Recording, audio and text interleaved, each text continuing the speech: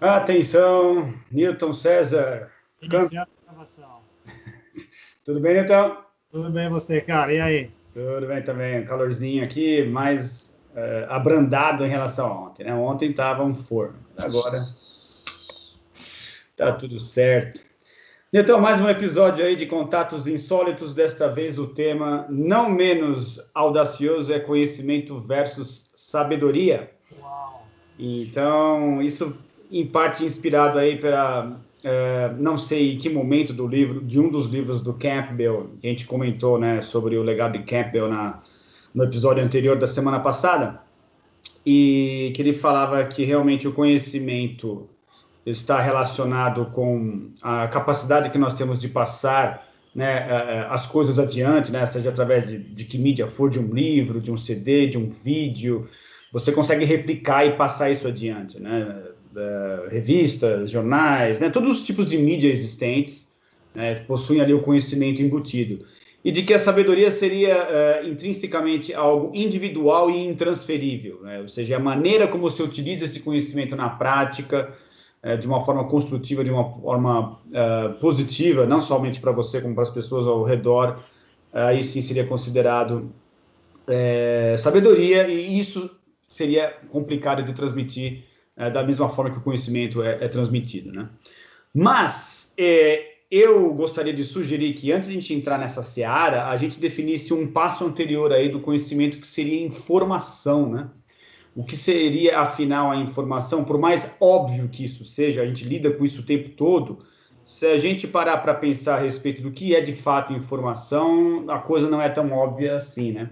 E aí, cara, a gente já havia conversado a respeito de algumas coisas nesse sentido e eu consegui chegar aqui na teoria da informação do Claude Shannon, que foi um americano, matemático americano aí, um dos pais, talvez o pai da teoria da informação, né? E que ele vem com uma definição para mim que, cara, pelo menos me responde de uma forma brilhante, assim, que a informação seria a solução mais simples da incerteza. Ou seja, se você trabalha com uma pergunta ou coisas simples do tipo, né, jogar uma moedinha, né, e dar cara ou coroa, coisas simples, né, como sim ou não, por exemplo, ele vai reduzir a incerteza daquilo. Ou seja, antes de você jogar a moeda, você não sabe se vai dar cara ou coroa. No momento que você joga, uma das escolhas vai acontecer.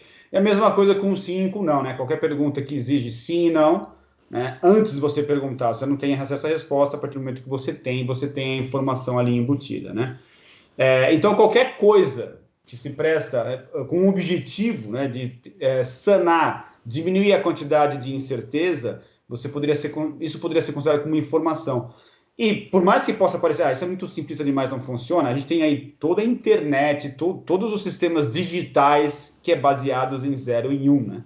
É, Então, o que parece muito simplista em um primeiro momento, você pode construir um universo, um oceano de coisas a partir daí, né? Dessa questão de você juntar simplesmente uma coisa binária aí sim e não, você consegue construir uma quantidade absurda de coisas, né? Então, eu achei muito interessante essa definição, porque ela vai ao encontro daquilo que o Campbell já falava em relação a diminuir a quantidade de entropia, né? E a informação faz isso, né? Assim como nos remete também para discussões tão saudáveis quanto, e acho que é muito salutar a gente trabalhar com isso aqui também, que é o que seria também a desinformação, né? E como a gente pode trabalhar com isso daí para chegar onde a gente quer, que é no conhecimento e depois na questão da sabedoria, né, cara? Então eu achei uma definição muito legal. Ele formulou isso aí em 1948, né, cara? Então é uma coisa já um pouquinho velhinha já. Mas a partir daí, as pessoas que trabalharam com ele foi depois professor do MIT. Então, um cara assim, eu li na matéria aqui que era um cara muito tímido, não gostava muito de aparecer, mas ele causou uma grande influência no Bell Laboratories, lá nos Estados Unidos. Foi um cara assim meio que ovacionado e seguido, apesar de ele não querer aparecer muito. Então é isso. Eu acho que é um assunto legal de começar a perguntar a respeito e tentar explorar um pouquinho a questão da informação. Eu também trabalhei um pouquinho com isso na escrita do meu livro lá. Tem uma parte que eu chego a falar um pouco isso, o papel da informação na vida, né, no desenvolvimento da vida, de que forma isso ocorreria. Eu acho que é um bom começo. Enfim, então eu queria passar a bola para você, para pegar de você o que você acha, se pensou alguma coisa a respeito, etc. Então, eu pensei pouco, para ser sincero, como sempre, que a gente começou a conversar ontem, né? Tive bastante coisa para fazer, não pude pesquisar muito. O que eu fiz foi mergulhar no que eu tinha estudado lá atrás, na época do grupo, né? Nas definições, que era parte dos conceitos que a gente fazia no guia de prática, né? O guia de práticas era incipiente quando eu comecei, mas já tinha lá a parte de conhecimento e sabedoria, não tinha informação. E eu me lembro que a gente fez essa tipo de discussão, tinha que ser pré-requisito. Sim. Inclusive, na nossa conversa hoje, a gente vai muitas vezes trafegar entre todos esses conceitos, por isso que a Boit está andando. E eu me lembro que era a época da estruturação de cursos tipo Databyte, o começo da informática e tal. E eu me lembro que tinha gente, acho que foi o Zap, que é um cara que foi no nosso grupo, não chegou ao final, foi um cara... Na nossa prática de campo de 1989, a primeira vez que nós fomos para Itatiaia, esse cara foi o primeiro cara que teve um avistamento, olha, ele estava numa cadeira olhando para o céu, ele gritou e caiu, eu me lembro que ele caiu. Ele estava com marketing isso. E eu me lembro que ele falou, a gente, antes de começar a falar de conhecimento, temos que falar de informação, tem que falar de dados. Dado, né? E eu me lembro que a gente foi pesquisar e tal. Então, a sequência era dado, informação, conhecimento e sabedoria, como se fosse num crescente, né? E, poxa, aí dado, o que era dado? Né? Eu me lembro que ele falou, e outras pessoas depois falaram, tudo que a gente observa e registra é um dado. Tudo que a gente... parte da observação nossa. Reunindo dados para solucionar um problema, para chegar a uma solução, aí a gente tem a informação. Né? E aí começa a construir diante. Né? E a gente vai. Informação... Dado só isolado não leva a lugar nenhum, não traz nenhuma informação, não soluciona nada. Organizando-os, reunindo-os, eles transformam a informação e aí a gente passa para complexos maiores. Muito em função, muito baseado naquilo que a gente tem conversado ultimamente, que tudo é parte e todo ao mesmo tempo, e vai num crescente, num sistema holográfico, não, holônico de partes para todo. Não, diga lá, te interrompi. Não, você só fez me lembrar dessa visão de que realmente os dados estariam mais para aleatoriedade, né? Dados soltos, assim, sem nenhum propósito. A partir do momento que você tenta organizar, ou passa a ver uma organização ali com um objetivo, com uma intenção em particular também, que me remete muito aos escritos do Tom Campbell em relação à maneira como o observador influencia o objeto observado na física subatômica, né? Ou seja, falando sobre física quântica propriamente dito, que no caso fica até complicado chegar a um determinado momento você chamar algo de objeto, porque a partícula você pode definir como objeto, mas a onda já não tem mais essa característica de objeto, né? Então as coisas ficam um pouco fluídicas, né? E você não consegue mais definir corretamente. Mas eu achei interessante essa questão dos dados serem realmente uma coisa da sopa de letrinhas, né, cara? Eles não gostam tudo solto. E a partir do momento que você pega essas letrinhas e organiza de uma determinada maneira, você passa a ter informação, né? Mas sempre com um objetivo. A intenção parece ser primordial nessa questão, né? O que nos faz também pensar a respeito até que ponto a vida há uma intenção ali proposital, por mais que a gente não consiga definir intenção de quê? Do espírito, que acaba se infiltrando na matéria e a partir daí ele se desenvolve, ou é uma questão que isso é puramente genético, né? Passa de geração em geração e os animais seguem isso como robôs, enfim. Aí a gente pode... Vamos entrar em outra seara que acho que também talvez não seja o objetivo aqui, né? Mas é elástico a coisa. Coisa bem elástica. Mas eu gostei bastante dessa definição da solução da incerteza, né? Com base em uma intenção, né? Eu quero saber algo, eu quero ter uma relação com esse mundo externo de alguma forma, eu aplico a minha intenção e a partir daí, né, como é que eu vou ter informação? Se eu atuo nessa realidade e eu obtenho uma resposta a partir dela, existe uma informação ali, existe uma transmissão entre o observador e o objeto ali, né? Então, me parece que é mais ou menos por aí. Porque uma coisa, como a gente já discutiu, a gente acho que está mais ou menos conceituado e assentado. Existe uma realidade, ponto. Nós não temos acesso a toda ela conscientemente, cognitivamente, não temos. A nossa realidade ela é parcial. Então, a gente vai detectando dados, vai observando dados e registra, observa e registra. É como se fosse um movimento browniano, eu não sei o que fazer com ele. Quando eu os reúno com um objetivo, eu reduzo a incerteza e tenho um compêndio de informações para resolver um determinado problema. Então, eu tenho soluções. Né? E aí vai. Aí começa a entrar a intenção na jogada. E aí, a partir do momento que tem a informação, e aí, pegando o que você falou, vai do micro para o macro. Teoricamente, toda a formação cósmica é um conjunto de informações organizado. E que é o que passa para frente. Né? Como a gente falou, acho que no papo passado, no anterior. Você, essa grande, nobre e bela criatura, é, ao mesmo tempo, o conjunto das as menores e mais ínfimas partículas que juntos formaram quarks, que juntos formaram átomos, que juntos formaram moléculas, que juntos formaram tecidos. Está tudo dentro de você, dentro de mim, dentro de todos nós. Tudo está aqui, do micro até, supostamente, nós seríamos as montanhas, tudo que existe macroscopicamente seria isso.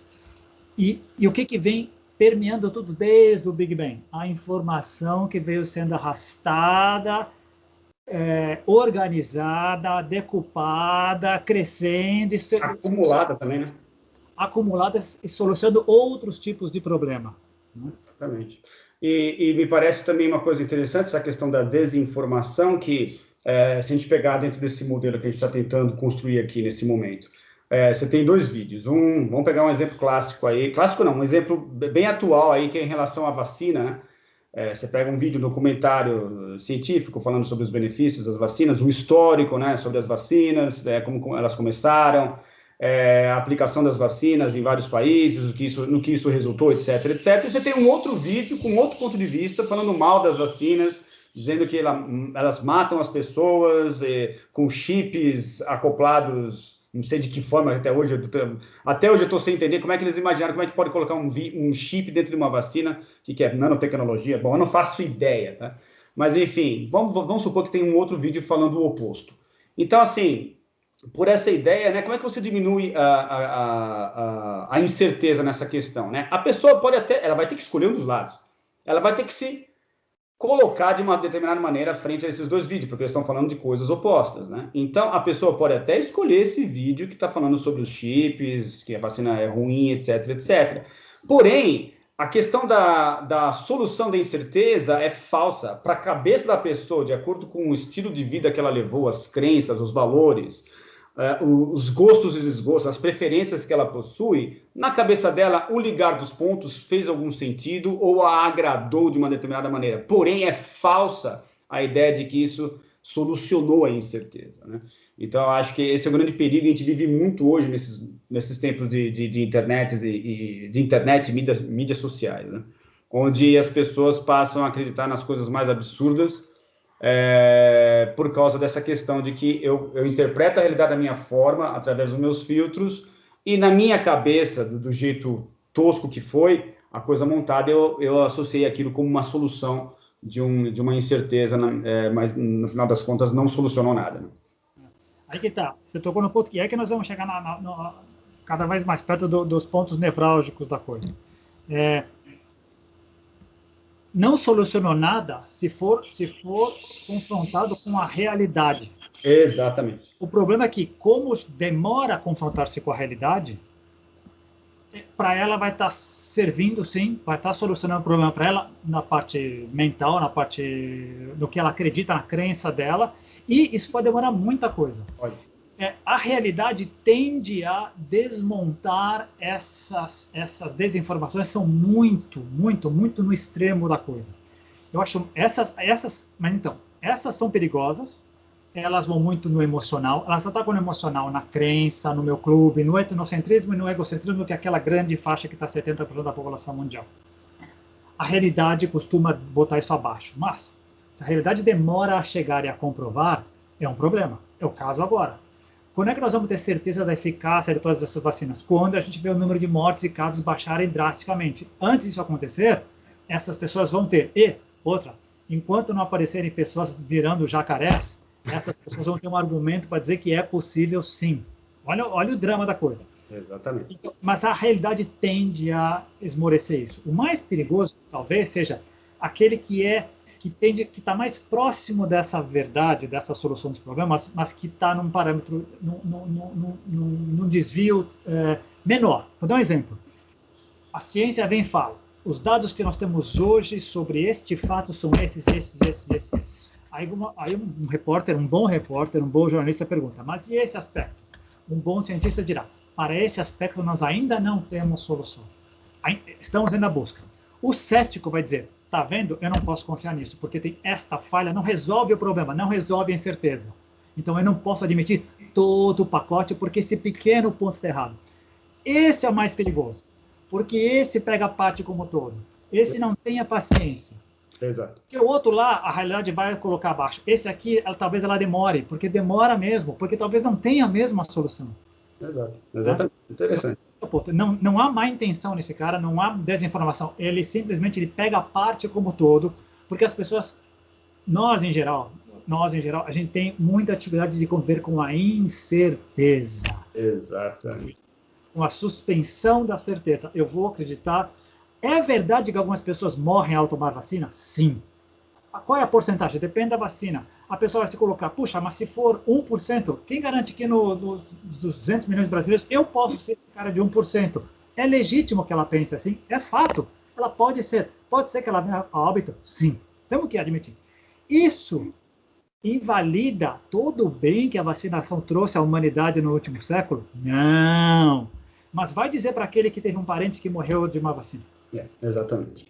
E uma coisa que me parece interessante, justamente isso, cara, é que tanto a informação, né, no dado eu não tenho certeza disso, mas quando passa a haver a informação, e depois, obviamente, da informação passa a ter conhecimento, do conhecimento para a sabedoria, todas essas instâncias, né, cada vez mais complexas, né, de interação com a realidade, me parece que elas estão fundamentalmente ligadas à verdade. Né? Ao passo que a desinformação, o desconhecimento, ou o falso conhecimento, ou o pseudo-conhecimento, ou a pseudo-sabedoria, parecem estar ligados com a inverdade, ou pior ainda, em outros casos, com a mentira propriamente dita, né? Que a gente poderia até discutir a diferença entre inverdade e mentira aqui, né? Me parece coerente, uma coisa está ligada a uma linha e a outra numa linha completamente diferente, né?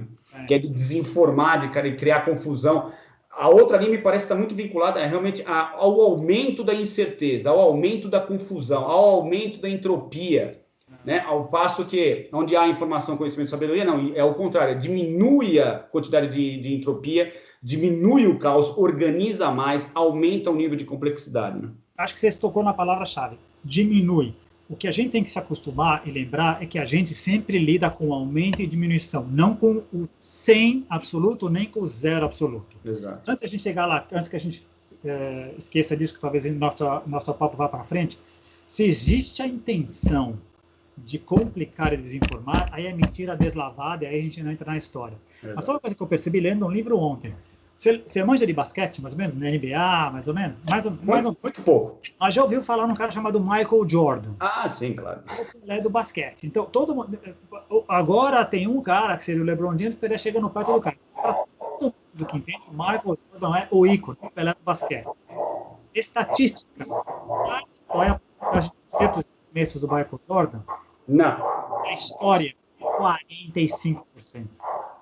Então... ele foi o maior de todos, acertando 45% dos arremessos. Qual é a impressão que o fã tem? O cara acerta todas. Não, ninguém acerta todas. Olha que louco, a gente exige um comportamento de 100% que não existe em lugar nenhum. Exato. A vacina da gripe é 50% ou menos. A efetividade dela é quando grandes pessoas conseguem e a gente cria imunidade coletiva.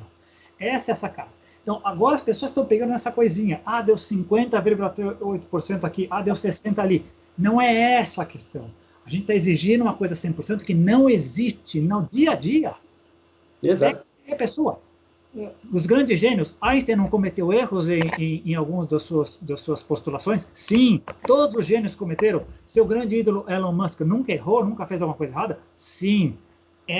Aliás, tentativa e erro é a essência da evolução. A evolução se dá assim. Da evolução e do aprendizado, né? É assim. O aprendizado funciona assim. E aí que tá. A descrença na ciência muitas vezes vem disso. Eu quero essa garantia de 100% para poder viver. Não existe. Não há garantia. Esse é outro termo legal. Não há garantias. E as pessoas exigem garantias quando nunca houve. Exatamente. A partir do momento que teve a concepção, entrou no jogo cósmico, amigo, pode dar errado a qualquer momento, no segundo seguinte ou 88 anos depois. Mas aí, cara, adentrando um pouco mais já na questão do conhecimento em si, quando é que o conhecimento passa a ser conhecimento de fato, né, cara? Porque estamos falando de dados, de informação, como é que a gente formula isso, né? Na minha cabeça, estava pensando um pouco... Nossa, minha cachorra aqui está muito brava com alguma coisa lá na rua. Está seguindo o seu instinto e está latindo pacas. Ela juntou, é só cachorra, ela juntou dados, formulou informação e transformou num conhecimento que é uma ameaça ou alguma coisa boa que vai acontecer. Está competindo com a gente aqui para ver quem fala mais alto. Mas vamos lá. O que me parece coerente é que, a partir do momento que você existe uma série de informações, né, você começa a juntar, fazer a conexão dos pontos, né, passa a estudar mais sobre aquilo, você gera uma massa de informação, né, que a gente passa a chamar isso de conhecimento. Então, você passa a ter conhecimento em segmentos específicos, né, seja na arte de tocar um instrumento musical, ou através de um assunto que você curte, você passa a estudar, através da sua formação profissional, sua formação acadêmica, você passa a ter acesso a uma variedade muito grande de informações, né, ordenadas de forma lógica, né, que passam a fazer sentido nesse embate com a realidade, né? Você tem esse acesso a essa realidade, você interage com ela e possui esses feedbacks, né, retornando para você e consolidando esse conhecimento, né? Então, para mim, isso, pelo menos, me parece coerentemente sendo essa reunião, esse conjunto de informações dentro de uma ordem lógica pré-definida que passa a ser conhecimento de fato. Essa é a sua mesma impressão ou não? É isso. Quando a gente fez lá, era dados, reunidos e organizados geram informações, reunidos e desorganizados criam corpo de conhecimento, que dão conta dessa redução de entropia, solução de informações de um campo, arte, música, escrita, jornalismo, construção, um corpo de conhecimentos, informações organizadas, que não, nada está parado, então elas continuam sempre evoluindo, sempre se renovando, solucionando outros problemas e adaptando-se às circunstâncias a cada momento. A mesma impressão que eu tenho. Que também diminui a quantidade de incerteza, mas não elimina a incerteza, né? Assim, diminui, mas não elimina, né? Acho que me passa, cara, a metáfora assim do foco, né? Assim, você foca em alguma coisa e quando você está focado ali, você objetiva solucionar alguma coisa ou com a sua intenção você tem um plano pré-definido para fazer alguma coisa e está em relação direta com essa realidade e ter um feedback desejado a partir dela, né, cara? A utilização desse corpo de conhecimento para filtrar, interpretar e vivenciar a vida e o mundo vai continuar legítima até o momento em que alguma coisa mostre que está fora daqui. Então ele vai ter que ou ele vai ter que ser totalmente descartado e colocado um outro, ou ele vai ter que agregar mais coisas e crescer e crescendo, sempre solucionando e interpretando essa realidade que a gente vai descobrindo a cada momento. Por quê? Porque a cada momento a gente vai descobrindo e registrando mais um dado, que se transforma em informação, que se transforma em conhecimento, assim por diante. E é interessante porque esse conhecimento, né, como a gente havia já mencionado anteriormente, ele está diretamente relacionado com a checagem, né, da realidade, né, e o acesso à verdade, né? Então, a partir do momento que essa realidade se move de uma determinada maneira, você constrói um conhecimento com esses feedbacks que você vai tendo de volta. Se essa realidade muda, né, se esse entorno é alterado por alguma razão, novos elementos são colocados em jogo e esse conhecimento tem que ser revisto necessariamente, porque mudou, né, foram mudadas ali, foram alterados os elementos que faziam parte daquele cenário, onde o conhecimento que até então estava valendo passa a não funcionar da mesma forma, né? Então isso tem que, de alguma forma, ser alterado e ser adaptado, né? Evolução está aí para isso mesmo. E o exemplo agora legal que é tragicômico. A Terra é plana e se você navegar até o final dela você cairá? Sim, isso foi conhecimento, era o corpo de informações que existia até um tempo atrás. Depois ele foi mudado, cresceu, mas hoje em 2021 ainda tem gente que acha que a Terra é plana, que se a gente navegar direto a gente vai cair no abismo cósmico e tal. É duro, é duro. De novo, a realidade confrontada, e quando eu a interpreto, eu sei que ele é assim, mas ainda assim, mesmo agora, e aí é como é forte o sistema de crenças, né? Como é complicado trabalhar isso. Como mesmo diante da realidade, eu interpretando a realidade com dados, com informação, com conhecimento, ainda assim é difícil.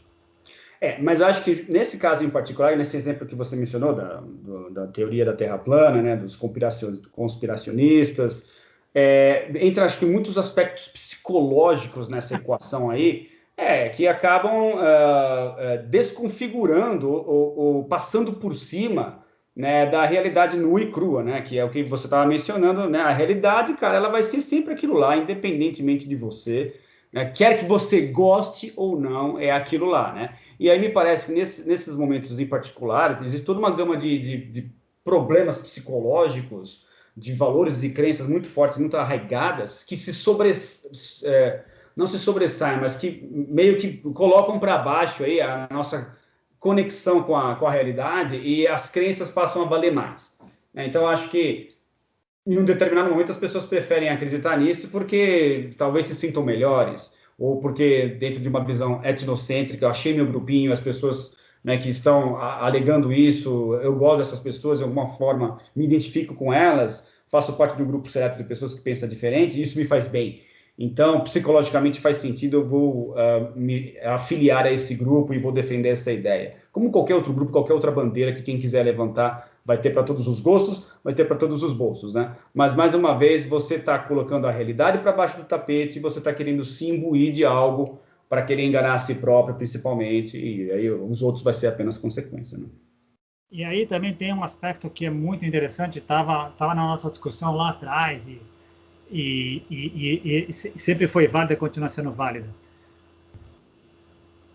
No momento que a pessoa vive só, se ela vive só, ela tem todo o direito de interpretar a vida, o mundo, do jeito que ela acha que é.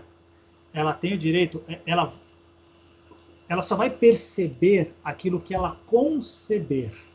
Se ela estiver só, vai ser muito reduzido isso. No momento que ela vive em sociedade, aí nós temos que estabelecer bases e princípios comuns. E aí que a coisa começa a ficar difícil, divertida e difícil. Porque a gente precisa ter padrões comuns, através do qual a gente possa ir como coletividade para frente, e criamos esses mecanismos de interpretação da realidade. A ciência, uma delas, né? Que nos vale para todos. Quer dizer, a pessoa pode até querer revogar a lei da gravidade, ela pode querer à vontade, ela não conseguirá. Ela não conseguirá. Mas, nos aspectos que vão além do físico, se ela não for capaz de conceber alguma coisa, ela não vai perceber, não vai ter jeito, não vai ter jeito. Por isso que as conversas que vão além do físico, do intangível, elas chegam nessas ruas sem saída, desses embates que ficam monólogos.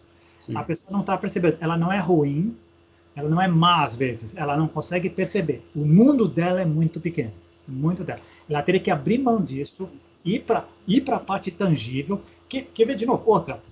O argumento dos céticos. O que a psicologia está falando do quê? Do cérebro ou da mente? Não é a mesma coisa? Vamos falar, não é a mesma coisa. Então ela vai se apegar só na parte física, ela não vai entrar nessa outra esfera. Só que essa outra esfera aqui na física é muito maior do que a parte física. Exatamente. Mas, de novo, ela vai engolir a lei da gravidade abaixo, porque ela não tem o que fazer com relação a ela, vai esquecer, vai levar para frente, mas vai viver num mundo particular deste do intangível e vai ficar isolada ou no seu grupinho, vai ser muito difícil a gente conseguir relacionar e ir para... Isso mostra a dificuldade de o mundo caminhar juntos, porque tem muita gente que emperra e não consegue entender para frente. Exemplo. Essas pessoas, por exemplo, muita gente se negando a tomar vacina, ela não está colocando em risco ela, está colocando em risco a coletividade, ela está atrasando um processo. Exato. Ela está pensando que ela está exercendo o argumento clássico, é o meu direito de cidadão. É o argumento clássico, né? Mas e a coletividade? Mas, cara, existe acho que um problema de base aqui também, tudo isso que nós estamos falando, e está relacionado também a isso, que é a questão da intenção, mais uma vez. tudo parte da intenção que você tem, cara, em relação à realidade, a maneira como você lida com a realidade, né? Então, se você tem uma intenção simplesmente não é no sentido pejorativo, tá? É simplesmente que eu acho que ela é fundamental, mas não porque ela é simplista. De ser uma abordagem exploratória. Se você encara a realidade de uma forma exploratória, você tem toda uma gama de possibilidades absurdas. Isso abre portas, janelas, avenidas, uma porção de coisas. Se você não tem esse caráter exploratório, mas você parte para essa interação com a realidade de forma que eu quero reforçar minhas crenças, eu quero reforçar meus valores, eu quero estar certo, eu quero ter razão, eu quero ser amado, eu preciso ser ouvido, coisas desse tipo que elas não possuem relação direta com esse caráter exploratório, porque o caráter exploratório ele te obriga, né? É uma premissa, né? Ele obriga você a simplesmente, inclusive, abrir mão do que você já tem, já que ele é exploratório. Olha, eu conquistei isso até aqui, até aqui. Isso não significa que eu conquistei até aqui vai valer a partir de agora. Né? Então, eu preciso estar sempre me revendo, sempre me questionando, né? Então, se você não tem essa premissa, essa coisa que é de fundo, né, na sua intenção, isso prejudica todo o resto. Todo o resto cai por água abaixo, né? Porque você já tem um olhar contaminado, já está com um filtro contaminado perante essa realidade, e isso coloca tudo a perder, né? E isso que faz gerar esses distanciamentos enormes aí, esses pontos de vista completamente antagônicos em relação a coisas que são fundamentais, do tipo, somos da mesma raça, né? Somos aí 7 bilhões de seres sendo atacados por um único vírus, que ataca e faz mal a todos da mesma forma. Vamos nos unir, vamos nos juntar, vamos colaborar, vamos trabalhar em conjunto, né? Isso explica muito porque essa intenção de que não importa o que é a vacina, não importa eu querer estar certo, não importa o que é o vírus ou a pandemia, o que é importante é eu querer estar certo, né? E isso prejudica muito. É que tá, mas o que você falou para mim pô, mortal, na mosca. Mas, de novo, esse caráter exploratório que você falou, que é minoritário, por que ele é minoritário?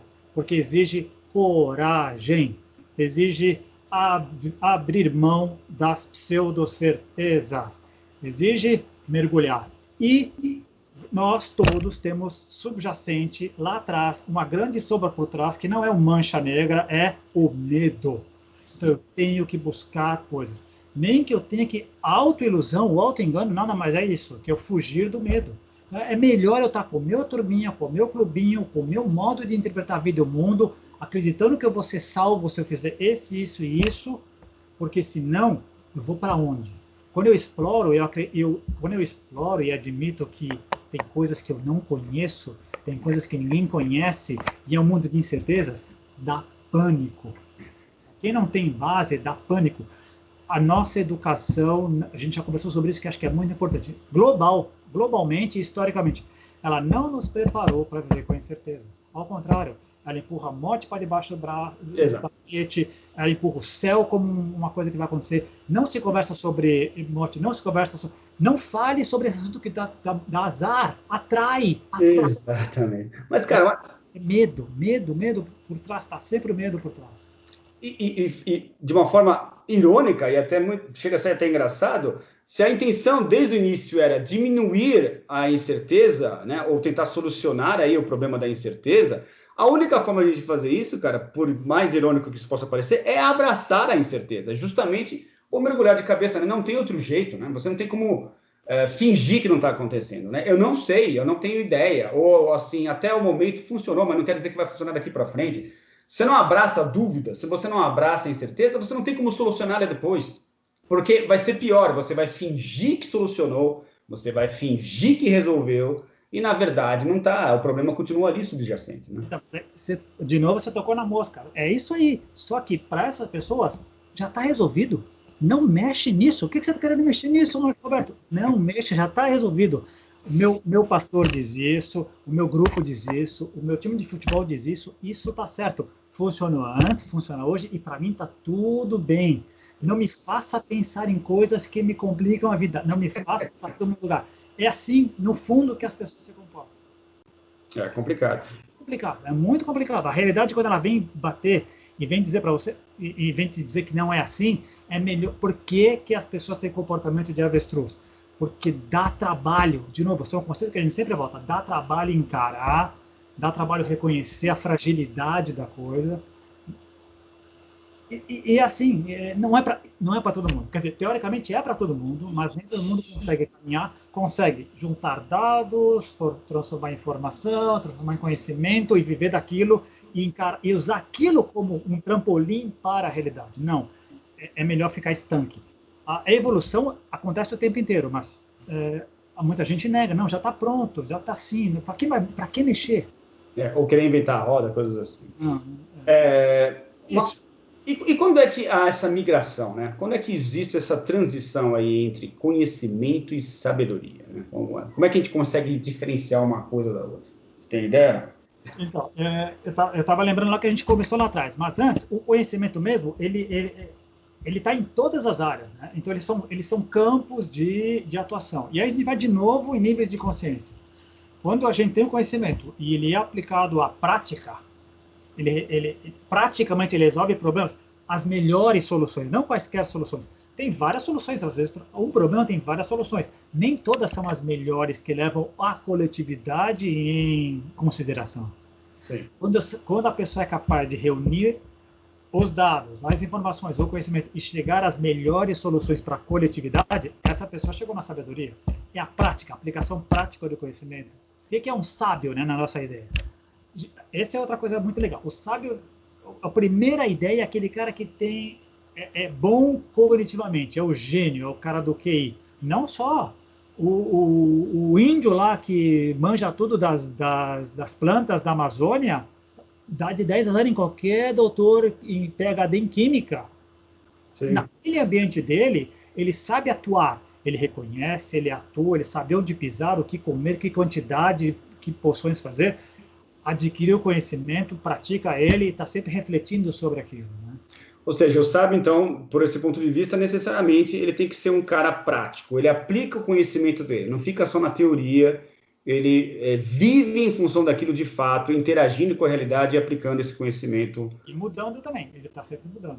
Na prática com o real. Que é assim que eu imagino a coisa. E não é por acaso que a maioria dos sábios, na prática e no imaginário, são pessoas já vividas, já experimentadas, já participaram desse processo empírico de erro e acerto, erraram muito, acertaram muito, acumularam, têm cicatrizes, têm rugas, e aí sabem tomar a decisão. Né? A maturidade está necessariamente vinculada à figura do sábio. Né? A diferença é, um jovenzinho pode ser sábio? Pode, num campo específico, mas o quanto ele viveu para aplicar o conhecimento.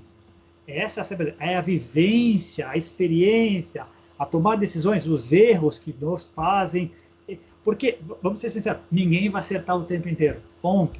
Sim. Até coletivamente, por isso que a gente trabalha em grupo também, até coletivamente, algumas decisões, às vezes, a gente já conversou sobre isso, sobre as eleições. Às vezes, infelizmente, a gente tem que optar entre o ruim e o péssimo. E a gente tem que tomar a decisão que é mais sábia, que é menos ruim. Quem dera fosse sempre entre o ótimo e o excelente. Não é assim. Não, o jogo cósmico não é assim. Mas tem que se levar em consideração não só eu, como nós, a coletividade inteira, Gaia, todo ao redor. O sábio tem que ter vivido, tem que ter enxergado isso para poder tomar essa decisão. Mesmo sabendo que vai ter custos, tudo tem custo, tudo tem um preço a pagar. Né? Eu estava pensando aqui, se a gente estava também falando sobre esse aspecto, né, que parece que existem duas trilhas bem distintas, né, uma bifurcação com caminhos bem separados, que é essa dos dados, que levam à informação, né, que levam ao conhecimento, que levam à sabedoria. E aí os dados levando à desinformação, levando a desconhecimento. Existe, no final das contas, também um falso sábio?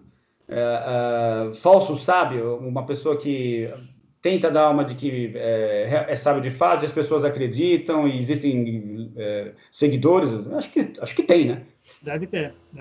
Se sábio for aquela criatura que adquiriu uma série de conhecimentos para chegar a determinadas soluções de algumas coisas, ele pode direcionar esse tipo de aplicação prática do conhecimento para algumas coisas que não leve talvez não leve a um bem comum geral, mas leve a um bem comum da turma dele ou da turma dele. Né? Ou ele possui uma postura né, que até convence muita gente, mas não é de fato. Né? Pode ser também algo assim nesse sentido. Às vezes ele pode até não ser mal intencionado.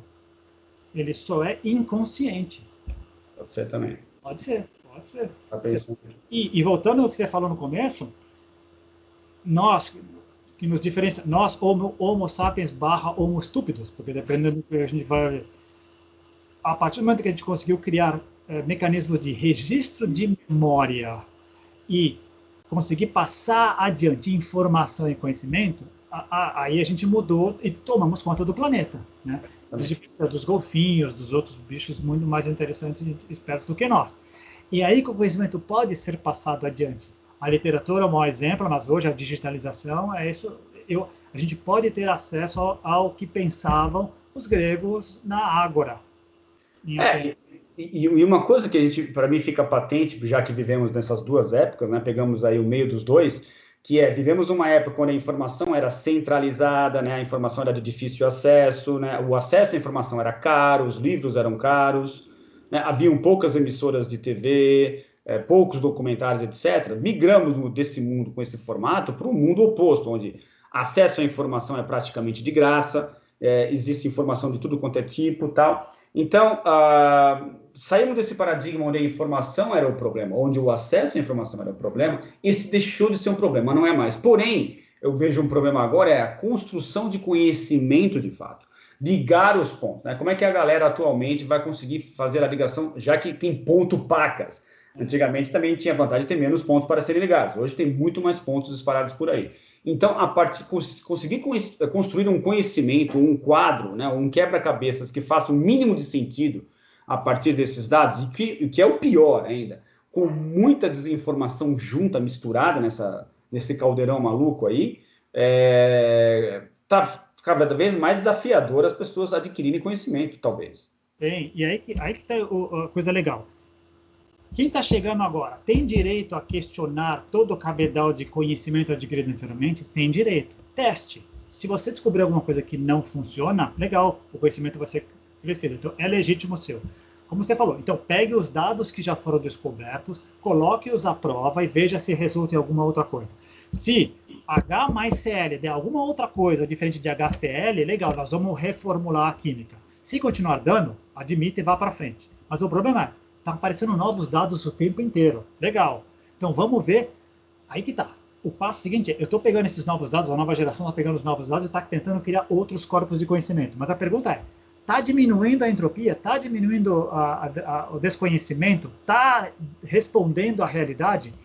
É aí que tá. Enquanto essas perguntas não forem respondidas, fica esse samba do crioulo doido, fica essa coisa meio em suspensa, que algumas pessoas veem claramente que não vai levar para lá, mas enquanto não tiver a prova concreta, material, que o nosso mundo é muito materialista ainda, fica esse samba do crioulo doido.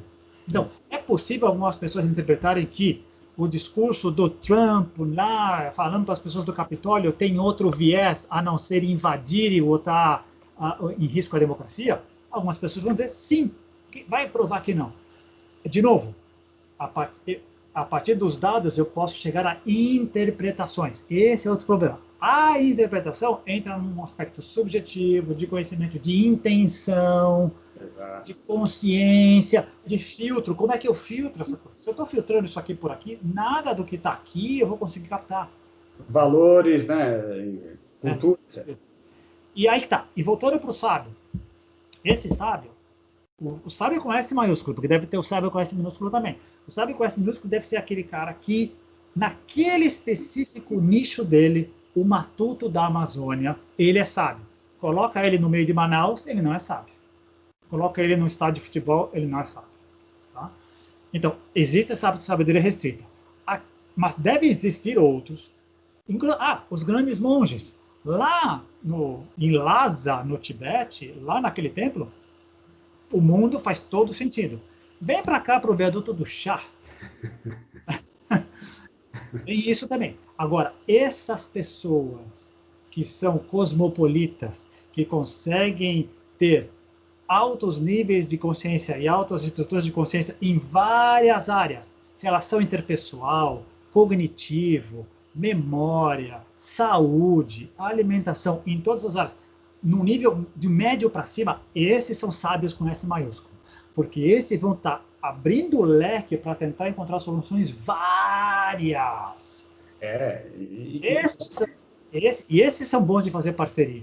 E você mencionou uma coisa que eu acho que, na verdade, é o que fomenta a criatividade, né? Que é uma outra funcionalidade, digamos, mental cerebral, que nós possuímos, que nos diferenciamos dos animais a partir daí, que é essa questão de você, a partir de elementos pré-existentes, você consegue combinar coisas novas e, a partir daí, criar coisas que não é uma criação. A criatividade, as pessoas tendem a achar que é uma coisa que você faz a partir do zero, né?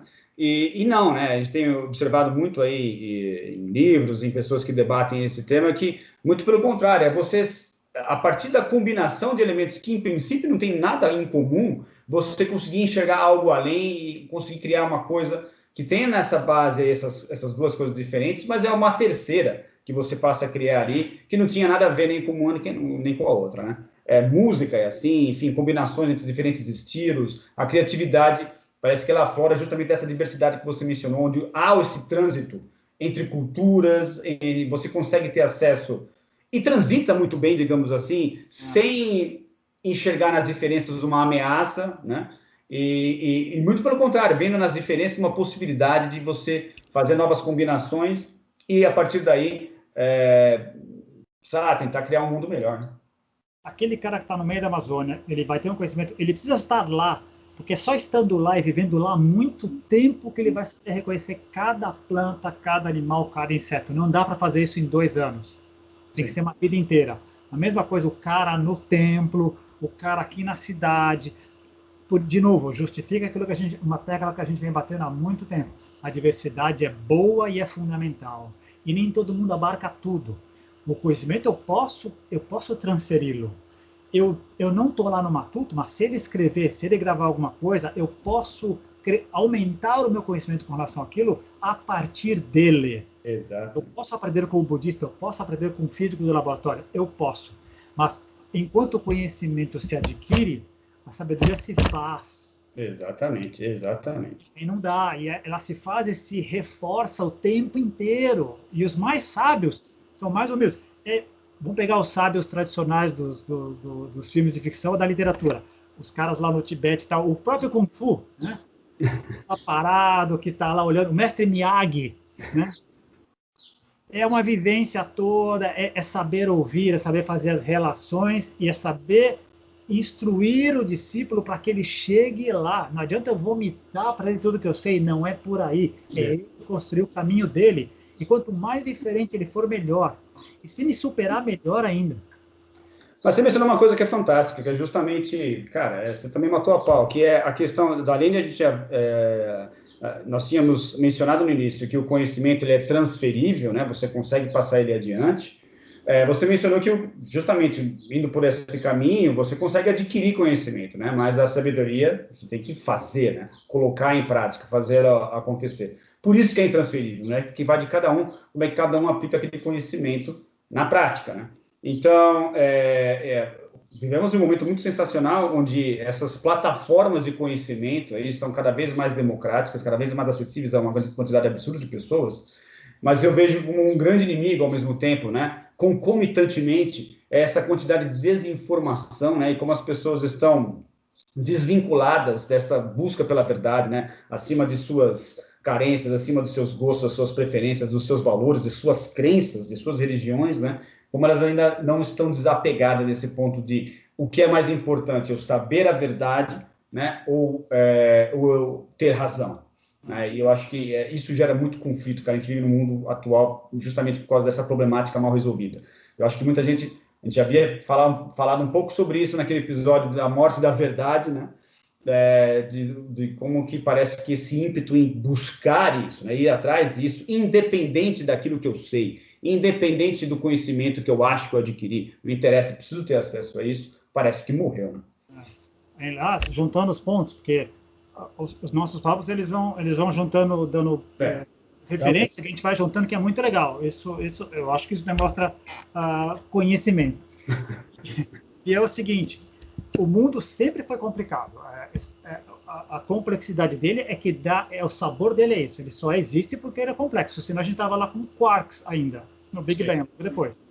Agora ele está mais complicado porque está mais integrado, reunido, em rede. Nós estamos mais... A solução para ele não vai ser mais conhecimento. Os mal intencionados também têm conhecimento. Os inconscientes também têm conhecimento. Quem quer melar o meio de campo, quem é etnocêntrico e egocêntrico também tem conhecimento. Nós só vamos conseguir sair desse nó com sabedoria. Exatamente. Com sabedoria, uma sabedoria ampla, que construa pontes, que saiba chegar, que saiba moldar o discurso, que saiba dar um passo atrás para poder dar um passo para frente, que saiba evitar o conflito, que saiba escolher as brigas que tem que comprar. Exatamente. E não é uma pessoa, é um coletivo, é toda uma coletividade que tem que chegar num certo ponto e lidar com sabedoria. Nós não estamos indo muito longe porque ainda estamos no conflito ainda de sobrevivência. Os sábios ainda estão caindo nas armadilhas do conhecimento, querendo argumentar com a espada da informação e do conhecimento. Não vai ser por aí. Vai ser pela vivência, pelos resultados, que demanda paciência. Não é à toa, né? Os caras que a gente tem lido, o Ken Wilber e tal, diz que a média para as pessoas saltarem de níveis de consciência são 5 anos, no mínimo, para você conseguir dar um salto. Tem coisas que não são automáticas. E essa é uma das coisas muito interessantes do mundo de hoje.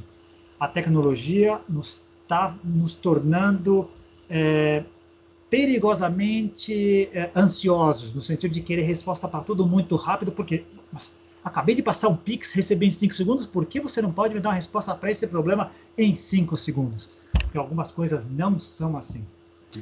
A não se adquire em 5 segundos. Aí é uma outra questão, que é a questão do tempo também, né? Que a gente tende a uniformizar tudo de forma rápida, né? E transformar tudo em uma questão, um fator consumível o mais rápido possível, né? E tem coisas que ocorrem em diferentes linhas do tempo, né?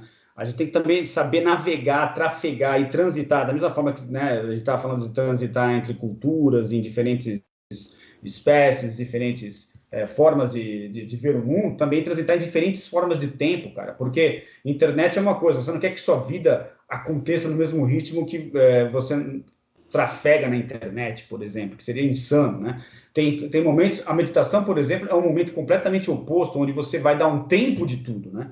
Vai dar um tempo de qualquer noção sua de tempo, você vai ter que, né, parar ali e se interiorizar, tentar entrar em contato com uma parte sua que você mesmo desconhece, e outras coisas que requerem um tempo mais elástico, tipo aprender um instrumento musical, aprender um novo idioma, ser formado em uma profissão, enfim, coisas que levam tempo, a paciência tem que fazer parte. Então, eu acho que você realmente mencionou um ponto importante, que o sábio, ele sabe esperar, o sábio, ele sabe identificar esses tempos paralelos, digamos assim, onde as coisas vão acontecer de determinada maneira e sem paciência não adianta, que a coisa não vai rolar.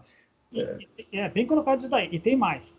Historicamente, esse passo da informação para o conhecimento, para a sabedoria, ele tomava um tempo, e sempre tomou um tempo, e era entendível e assimilável pela sociedade. No momento que a gente entra na era da digitalização, da era da informação, que a coisa acelerou muito, para muita gente o mundo é sim na velocidade digital. De novo, algumas das nossas descobertas e avanços, elas acabam seguindo para caminhos que eram inesperados. O Tim Berners-Lee nunca imaginou que existia uma dark web, nunca, nem no pior pesadelo. Ele imaginou isso. Mas o ser humano cria as suas coisas, a coisa vai. Para algumas pessoas, imagina, olha só, socialmente, globalmente, você pega uma sociedade gigante como a nossa, que tem uma turma nova aí, uma nova geração, que tem até a geração alfa, né? Depois do XYZ, a geração alfa, o mesmo XY. Uma grande número de pessoas com menos de 25 anos, que está acostumada a ver com isso daqui, e ficou 1 ano preso em casa. Mais do que nunca, o mundo ficou aqui. Resolveram muitas coisas e nos levaram para muitas coisas. Mas está criando uma série de problemas que vamos ver a solução mais para frente, que é essa interiorização. A vida é isso aqui, a vida é a minha vida digital, essa relação. Nós vamos ter que recuperar o abraço, o afeto, a confiança. Eu não posso olhar para aquele cara que está cruzando comigo na rua, ele é um potencial portador de vírus e pode me contaminar. Nós vamos ter que desconstruir essa imagem que hoje está super cristalizada e fazer de novo. Eu não sei se te mandei um vídeo que eu recebi semana passada. criancinhas que estão chegando, bebezinhos que acabaram de nascer esse ano passado, que chegam assim em um cantinho onde vê um interruptor tomada, aperta lá para ver se sai álcool gel. Quer dizer, de tanto elas verem todo mundo, onde elas estão vendo alguma coisinha no nível de altura dos olhos delas, elas estão tentando apertar e botando a mão embaixo. Porque elas estão fazendo neurônio espelho, elas estão vendo os adultos fazerem e estão reproduzindo igual. Toda uma geração de crianças estão fazendo isso, cara. Toda uma geração de crianças. Eu não vi, não. Eu não vi esse vídeo. Imagina. Nós vamos ter que reconquistar isso, né?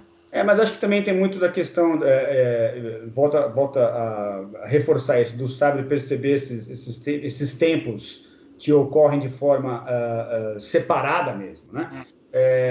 Mas também uma questão de saborear a construção, né? Eu acho que o mundo digital ele traz muito imediatismo, né? Eu quero a coisa agora, eu aperto o botão, chega agora para mim. Mas tem muita coisa importante na vida que é uma construção, né? Então acho que aí caracteriza muito bem o sábio, né? Porque com o tempo, a maturidade, ele sabe, ele chegou lá. Então ele sabe o tempo que demora, ele sabe que não vai adiantar bater de frente com aquela pessoa, porque ela não está preparada. Seu nível de consciência ainda está no egocentrismo, ou no etnocentrismo, seja lá o que for. Então não adianta insistir, né? Então a gente observa, inclusive, puxando a sardinha para o nosso lado, né? De repente, alguns guias extraterrestres aí com os quais nós tivemos pinceladinhas de contato, que eles possuem também esse tipo de posicionamento mais observador, né? Ou seja, pontuam cirurgicamente, mas saem de cena e observam, porque eles sabem que não adianta ficar insistindo, porque temos, né, essa questão da maturidade a ser conquistada, né? E isso não se faz da noite para o dia, né, cara? Vamos pegar esse exemplo, vamos pegar essa linha aí, usando um exemplo pessoal e o que a gente observa aí. Entrando nesse processo, qual a ideia? Puxa, daqui a um ano, eu entrando em 1988, abril de 88, daqui a um ano, se tudo der certo, eu não fizer nada de errado e souber fazer as coisas direitinho, eu vou ter metade das questões do universo respondidas. Então, tá legal pra caramba. Eu só preciso colar naquele peruano, confiar nesse grupo que me formou, esses outros instrutores aqui vão me ajudar. E você vai vivendo e vai vendo que a coisa não é assim, que a coisa é muito mais longo prazo. Quem entrava e quem ainda entra com pensamento de curto prazo, abandona o barco, vai embora, não aguenta o tranco. Ele demanda. O conhecimento dentro desse processo também vem como vem todos eles, com cicatrizes, com aprendizado, com aplicação prática, com entender da coisa. Os sábios em rama são poucos. Os sábios em rama, no Brasil e fora dele, são poucos. Porque tem que ter o tempo, tem que ter a vivência, tem que ter a chuva, tem que ter a lama, tem que ter o tranco, tem que ter o problema. E é um processo de longo prazo. Essa foi uma das grandes ilusões também no começo. Puxa, dos peruanos e dos brasileiros. Logo no comecinho. Puxa, chegou aqui, desceu aqui, a solução é para já. É daqui a 2 anos o mundo vai para o buraco. Qual é o cenário? Vai ter Terceira Guerra Mundial, esses caras vão estar aí para dar um colchão. Não desceram. Desde a Kenneth Arnold 47, não desceram oficialmente. Propositalmente. A gente pode até um dia conversar sobre isso. Tem uma razão por trás.